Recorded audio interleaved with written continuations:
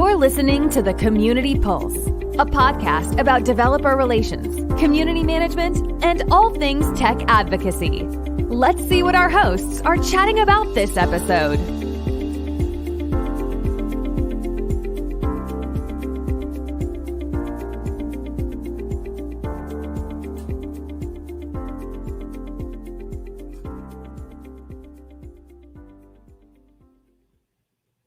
Hello, and welcome to the Community Pulse. Developer relations professionals are known for creating a lot of content, and the platforms that are available to us seem to grow by the day. For this episode of Community Pulse, we're diving into what platforms exist today, what types of content works best for each channel, and we're joined by two guests, Cassidy Williams and Joe Karlsson, who are known throughout the tech industry for their humorous, tech-centric content. We'll talk about how we know which channels and types of content are most effective in reaching a specific audience and how to measure success. But before we get started, here's PJ with a word from our sponsor. Hey, everybody. The world's best software teams use Circle CI to deliver quality code with confidence. As the largest continuous integration delivery platform, Circle CI empowers engineers to seamlessly take ideas to execution at scale. The Circle CI platform is optimized for developer productivity, speed, and confidence. Circle CI understands how engineering teams work and how their code runs. Companies like Intuit, Apple, and Spotify use Circle CI to improve productivity, release better products, and get to market faster. Visit communitypulse.io/CircleCI to get started. And now, let me hand it over to Mary to get things started on the podcast. Hey, everybody. Thanks for joining us today. As Wesley mentioned, we've got two awesome guests that are joining us, and I'm super excited to introduce them. First up, we've got Cassidy Williams, who's a principal developer experience engineer at Netlify. Cassidy, do you want to say a little bit about yourself? Hello, I make memes and dreams and code sometimes too. That's my high level summary. But yeah, I'm over at Netlify, focusing mostly on React and Next.js and making it easy to code with those kinds of things. And then outside of that, I make silly videos on the internet and a newsletter and a few other things too. Love it. Thanks so much for joining us today. Yeah, thanks for having me. We also have Joe Karlsson with us today, who's a senior developer advocate at MongoDB. Hi, Joe. Hello. Cassidy, that was such a concise intro. I do a million of these, and I've never figured out how to do one as tight as that. It takes practice. Thank you. I gotta get down on that. I don't know how to do it. Okay, so I'm Joe Karlsson. I'm a developer advocate. I work for a company called MongoDB. And yeah, I guess I do the same. My hobby, when people ask me, is I make videos on the internet. I feel embarrassed to tell most people that, but I think this is a safe place to talk about my. Definitely is. This is always a safe place. Okay, good. Thank you. I hope no one else is listening. Okay, actually, I hope lots of people are listening to this. So yeah, I love that that's your hobby. That's obviously why we have both of you here today. And the first question to kind of get us kicked off today is just, we're curious to hear how you get started on various platforms. There's a number of different questions that we want to dive into here, from how do you prioritize what channels to be a part of? How do you invest time into it? How do you know where to invest time? But let's start with just, how do you know where to be? For me, I kind of just play it by ear, honestly. Like I didn't start being on social media or making TikToks or doing things like that because I was like, this will be an excellent avenue for me to connect with my community and gain a lot of followers in the meantime. That was never really the way I did it. Like, I first got a Twitter account because you needed one to apply for a job there. I did not get the job, but I got the account. And so I mostly just started posting on Twitter years and years ago, way too long ago, where I was mostly just sharing tech links, and I kind of used it as bookmarking for myself. And then eventually I was like, maybe I could add my own opinions here, and started talking more about that. And then in terms of starting videos and posting videos on Twitter, which is how a lot of people know me now, is I like making videos. That's something that I like to do forever since I was young, but I discovered the TikTok video editor, which is really good.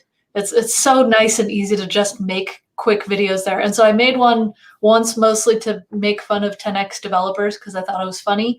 And I did not expect it to blow up. And then I started making more videos, and thus that is now what I'm known for, mostly on the Twitter sphere and then on TikTok and stuff. And a lot of the other things, like, for example, my newsletter, that was because someone said, hey, you can tweet about these online courses you're making, but that'll only get you so far. If you can get into their inboxes, that will help you. And that's what led me to start it. And now it's grown to what it is today. I love that.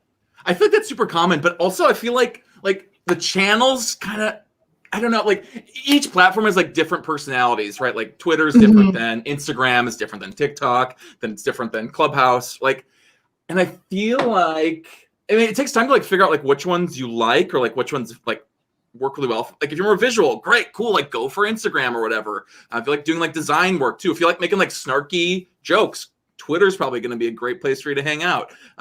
Yeah, I don't know. Video's been awesome though. I like love it. And you're right, the TikTok editor is just like fun. Also, like, so I was like doing like Twitter stuff, and then TikTok just ended up being way nicer than Twitter. Like, just way it's nicer. very friendly. Yeah, I just like feel less. I don't know. It's just it's a more inclusive, fun community, and it like that one it picked me. That's all I'm trying to say. It picked me. It's interesting to see which things are more popular on the different platforms. Because like my most popular video on TikTok is nowhere near close to what my popular video ones are on Twitter and other places. Absolutely. Yeah. It's like funny to see like what bombs somewhere else and like just crushes somewhere else. I had one like bombed on TikTok a week ago and it's like went viral on LinkedIn. Awesome. Can I thing ever that I have? Can I get a sign? Can I get like just a little clip of that? Just Joe saying went viral on LinkedIn. I know it's the because most. like honestly, people forget LinkedIn is it's a social media platform. Yeah. You're like, yeah, it's for jobs and it's professional. Yeah. But it's a social media platform, and that's what it's supposed to be used for. It works just like Facebook, except you say stuff like blah blah blah blah blah. I typed some code instead of blah blah blah. Look at my food. I still do that sometimes on LinkedIn. Well, and it's also interesting. LinkedIn is very popular in certain other countries too, which I didn't realize until, going to certain events and stuff where people say, oh, please add me on LinkedIn. And then after the event, they were posting all this stuff about how it was, when normally I would expect that kind of content on Twitter and everything. And so people use it differently depending on where you are, depending on the community you're in. And so kind of got to cover a lot of bases sometimes. That's actually a really good segue into something that I'm very curious about, is the platform that you, or are the platforms that you choose to invest in dependent on the communities that you're a part of? Or are you more likely to say, I'm a video person and the TikTok interface is awesome, I'm going to do that, and people will find me where I am? That's interesting. That's a good question. I feel like it's impossible to like be on all platforms and be everything for everyone everywhere. I don't know. Like you kind of have to like pick what's going to work for you. And for me, it's about like what's sustainable with my time, and if I don't like doing something, that's not a sustainable thing there. And like, you're going to find people wherever you are, like on whatever platform you're on, they're going to be attracted to your content. I don't know. And I do a lot of TikTok stuff right now too. And I feel like it feels like Wild West days of YouTube, where like people didn't really know what that community was, or like how to use it, or like what kind of content works there. And we're just kind of like trying weird stuff out right now.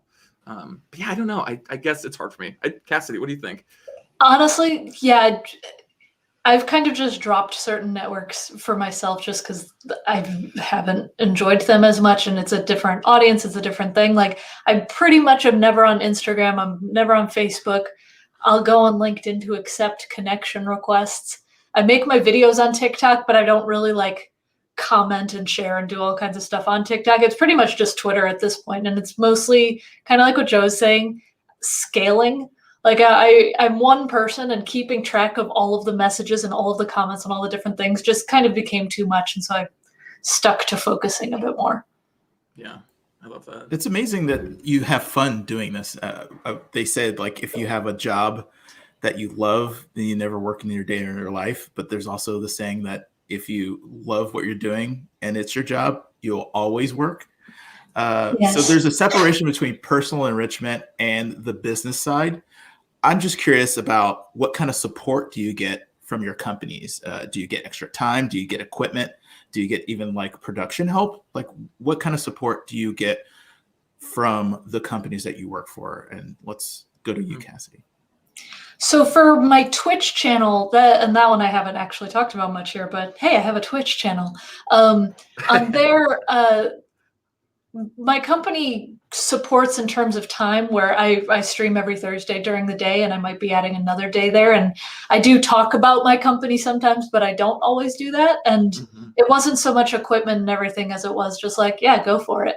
And that's about it. And kind of same with TikToks, where they pretty much don't care what I'm about to do on TikTok. Sometimes if I'm doing something about like wanting to quit a job, I'll warn them ahead of time saying, I'm not quitting, I'm just making a joke. I had to do that this past week. I literally did that too this week. Yeah, just in case. But besides that, it's kind of just on my own, where they generally trust me to represent the company in a decent light. Yeah, it's been tricky. I don't know. Because the hard part is like, I feel like okay, this is my whole thing about it. Like the two ways we're reaching people in the age of COVID is Google SEO and social. Like there's no in-person events. That's it. And the hard part is like trying to prove that like having a strong social presence is helping the company that you're working for. That's been a struggle I've had. I've had a lot of conversations at my company about like, hey, you're growing. We're not seeing growth here. Like that. But like, it's also weird because it's my own personal accounts.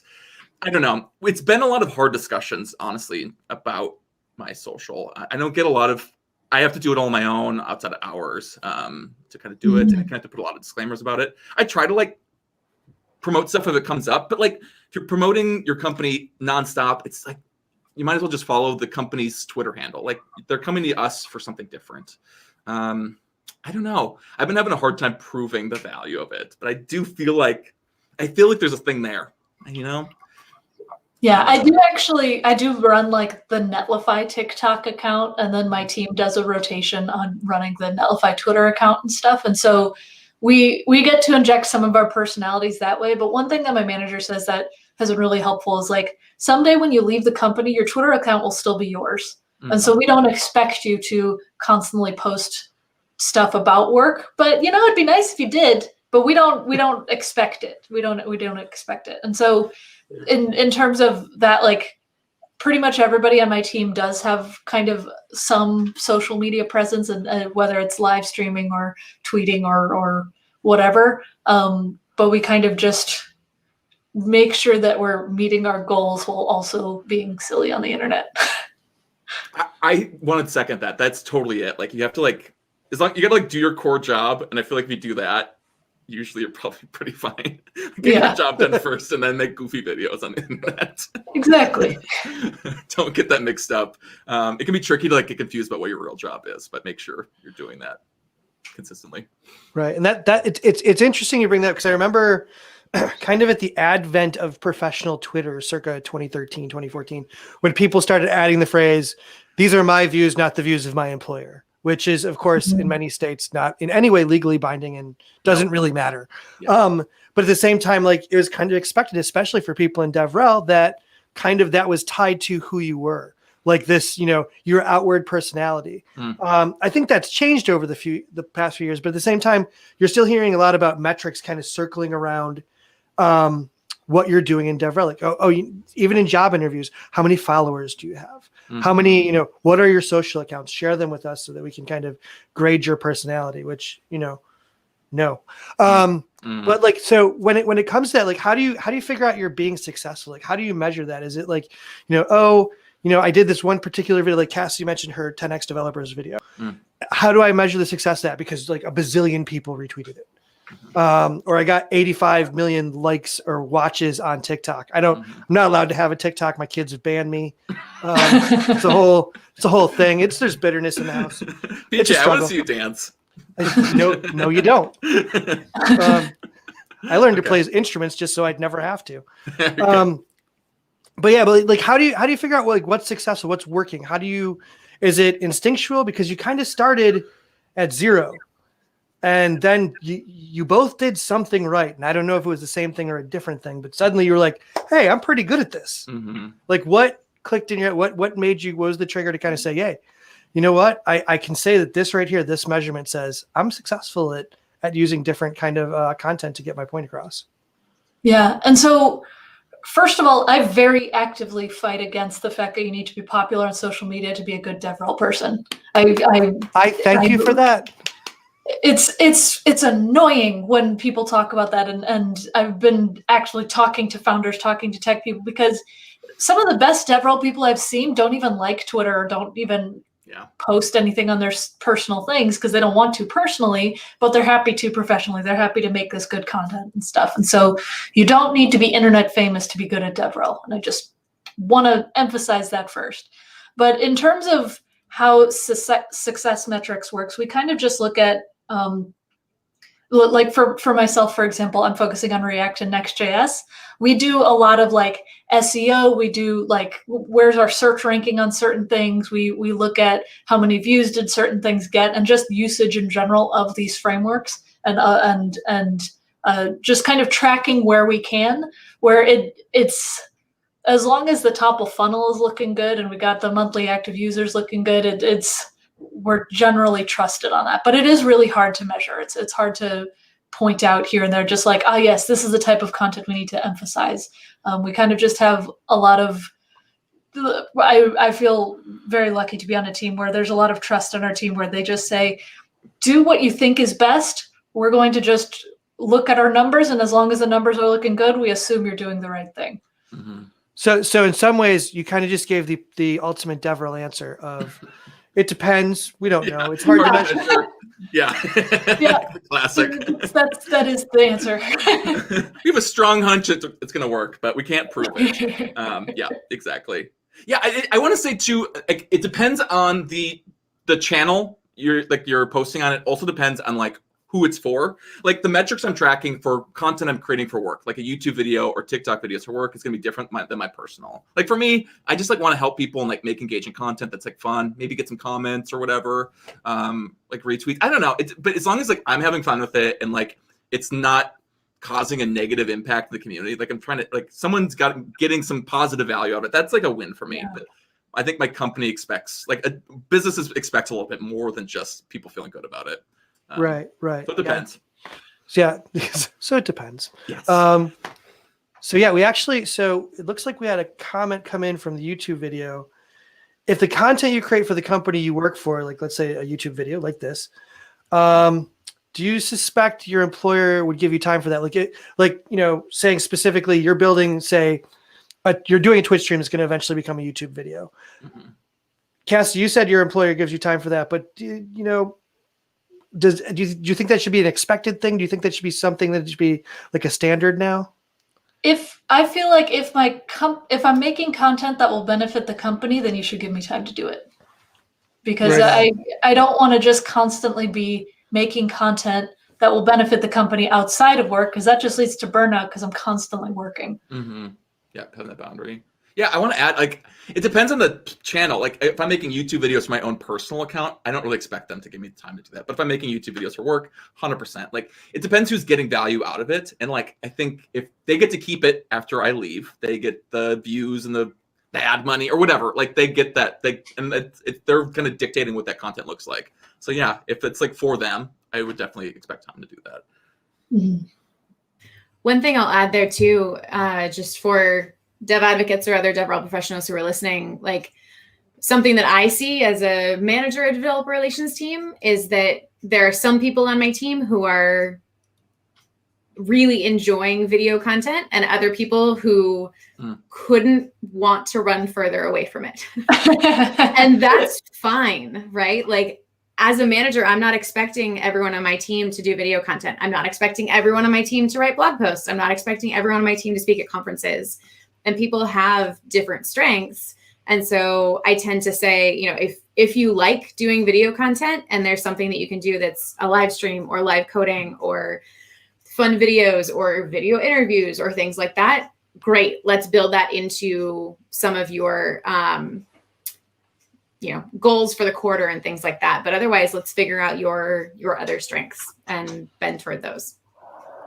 Yeah, I feel the exact same way. And that's how my team is structured too, where nobody's required to write blog posts, do podcasts, do live coding, do speaking at events, making videos and stuff. Focus on your strengths. And that it's the first time I've been on a team that does that, where on previous teams, it's been like, okay, make sure you write your 4 blog posts a month and make sure you meet your quota of this many events per quarter and that kind of stuff. And it's very robotic that way, but by focusing on people's strengths and where people can just say, okay, I'm going to make content that I'm comfortable making, that I'm good at making, and lean into that, I feel like then the content is more successful too. Right. Now, I think to kind of jump off of that a little bit, I think that it's also important for people who are on single DevRel teams, like they're the only person, the only advocate or evangelist or community manager, whatever, in a small company or a small environment or environment that's just starting up. I think it's really important to remember that you don't have to do all of these things. Yes. No one can really do all of these things. Yeah. So sometimes I think it's important to set expectations, like maybe in the interview level when they're like, hey, we're expecting you to come on and do all the tutorials and do videos for them and write the documentation and write all the blog posts. Yeah. And it's like, yeah, okay, that's great. I would love to be able to do that. I would love to be able to do that for everybody. Yeah. But I literally have a limited time in the day. Mm-hmm. Yeah. So yeah, I think that's we have another YouTube question from Arlen. Do your companies have official policies written anywhere about social media usage? I can answer that. Some of the companies that have reached out to DevRelate in the past have definitely said that they have policies about social media usage. At which point in time, we do not sign a contract with them because my Twitter is my Twitter. Yeah. I'm mouthy. I think the policy, like we have a policy for like our official accounts and it kind of bleeds over. I will say, I think most accounts are like, most of the social media policies I've seen are pretty vague. They don't like, there's not a lot of clarity about it, which is like fine. It's hard to like, you can't write about this and that. You can't, that's hard too. I don't know.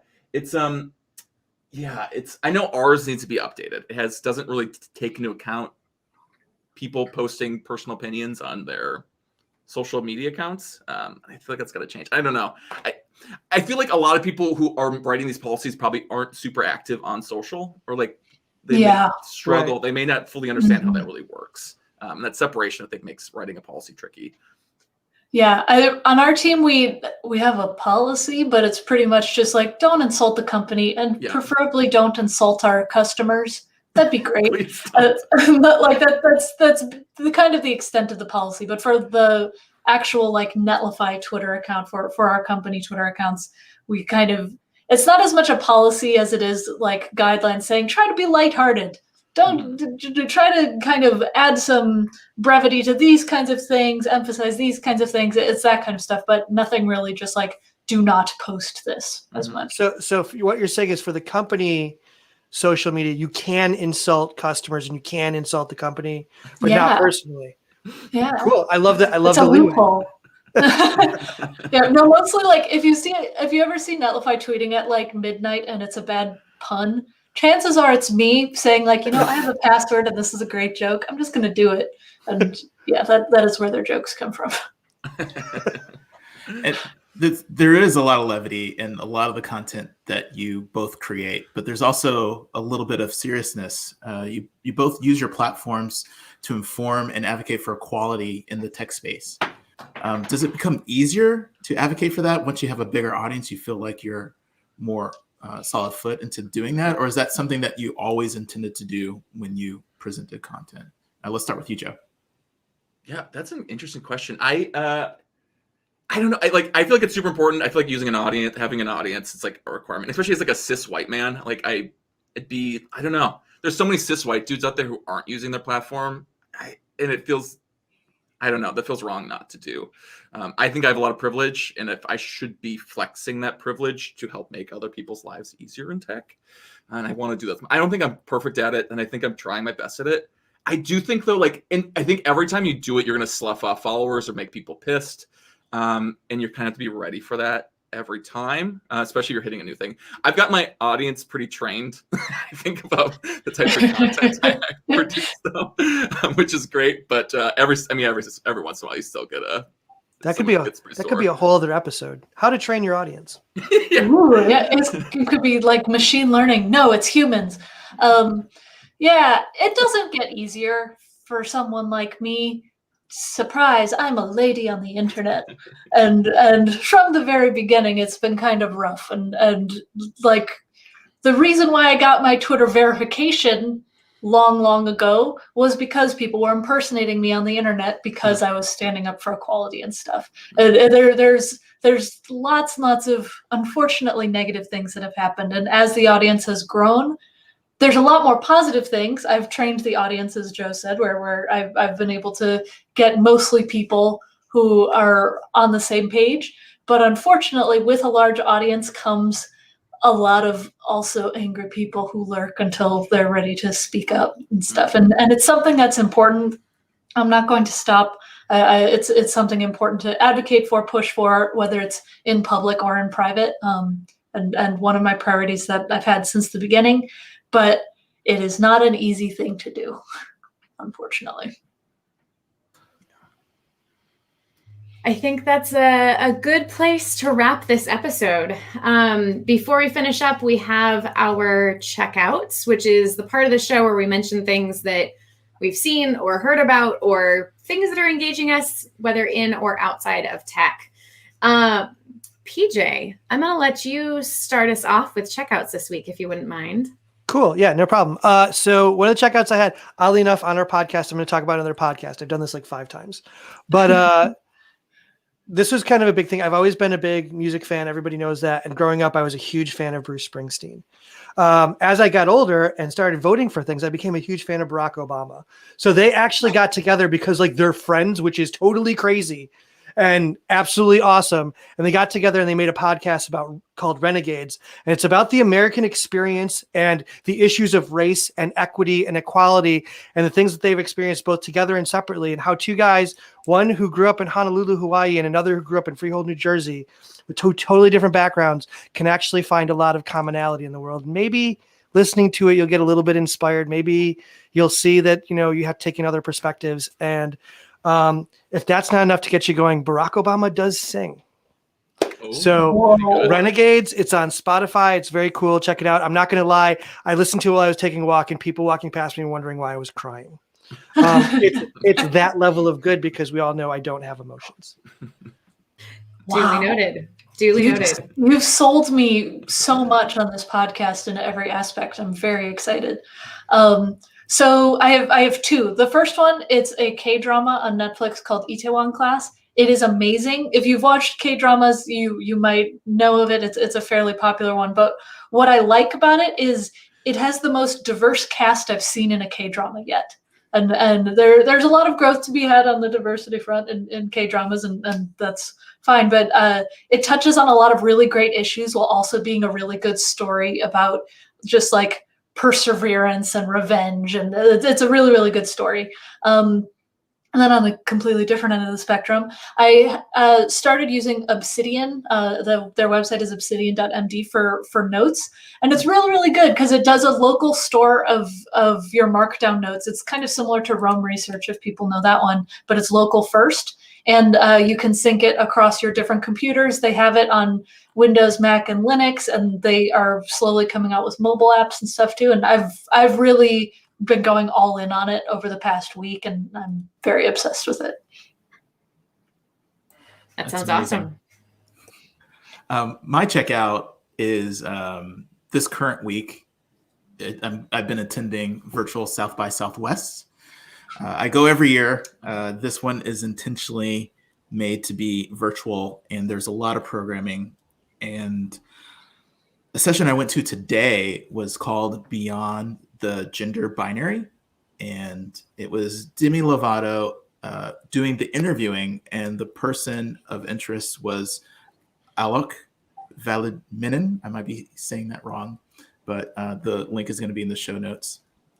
And it's really interesting. It's talking about the boundaries and the binaries of just having women and men and female and male, and the lock or jail that's put us in. And so I think it's really interesting. I know a lot of people won't be able to to see it because it is behind the paywall because it is part of South by. But I think there's going to be some reporting and talking about this because of the people involved. And I would urge you to seek that out and hear some summary of that discussion.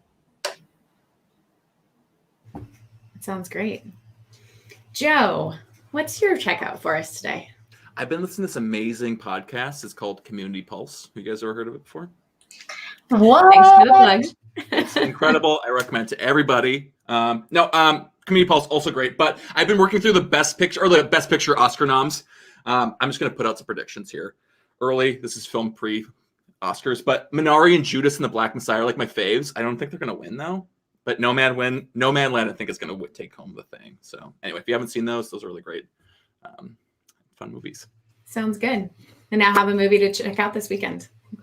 No, this weekend everyone has to watch Coming to America and Zack Snyder's cut of Justice League. Come on. All right, I have 3 movies to watch this weekend. It'll only take you 6 or 7 hours. Oh, I'm so mad. I'm going to watch this weekend. I don't even want to. Yeah, I'm going to hate watch it. I'm so mad at myself. Awesome. Well, I'll close this out for checkouts. I finished a book recently, which didn't used to be a weird thing, but for whatever reason, I've had a hard time focusing on actually finding books that are interesting to me and finishing them out recently. But I picked up this one on the recommendation of a friend, I think. I'm now trying to think of who told me about it. But it's called Maybe You Should Talk to Someone. And it's nonfiction, which doesn't normally tend to be my jam, but it's written very much in a fictional storytelling style. And it's just a fantastic book about therapy and getting therapy. And it's told by a therapist. The author is Lori Gottlieb, is a therapist. And so she writes about things that she's struggled with. She's written about her experience in therapy herself. She's also written about some of her clients that she's seen with their permission, of course. But it's one of those books that you can get really invested in and really interested in. And then out of the blue, there's this like gem of incitement. And you kind of go, oh, wait, oh, that applies to me. Oh, I need to think about that for a few minutes and what that's doing in my brain right now. So I highly recommend it. Maybe you should talk to someone. Great book for a weekend, great book for vacation, even though it wouldn't normally seem like it.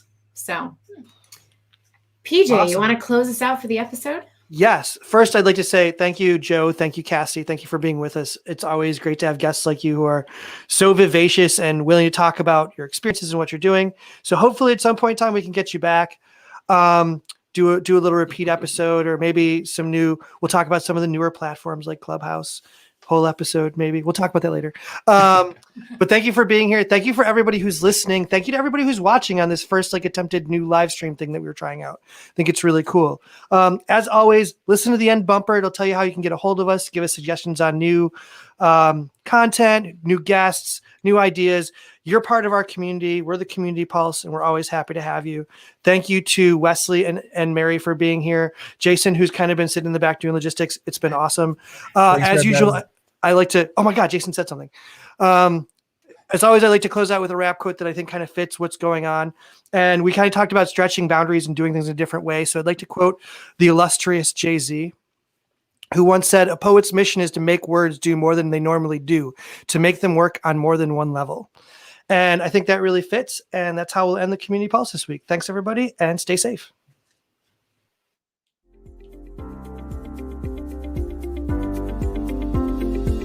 This has been Community Pulse. Learn more at communitypulse.io and on Twitter at community_pulse. Your hosts are Mary Thangvall, Mary_Grace on Twitter, Jason Hand on Twitter, PJ Haggerty, a Splenic on Twitter, SJ Morris, Sarah Jane Morris on Twitter, and Wesley Faulkner, Wesley83 on Twitter. Thanks for listening, and we'll see you next time.